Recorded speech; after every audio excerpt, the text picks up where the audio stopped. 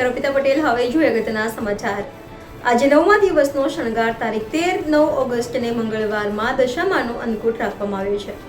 સ્થળ મૌજીભાઈની કડકી વાળંદની ધર્મશાળાની બાજુમાં હંસરાજ પરિવાર રોહનભાઈના આંગણે ભાવભર્યું આમંત્રણ આપવામાં આવ્યું છે. NN news Vadodara. દર્શક મિત્રો, તમારી આસપાસ બની રહેલી અવનવી ઘટનાઓ વિશે જાણવા માટે NN ન્યૂઝને લાઇક કરો, શેર કરો, સબસ્ક્રાઇબ કરો અને બેલ આઇકન પ્રેસ કરો, જેથી આપને નોટિફિકેશન્સ મળતી રહે.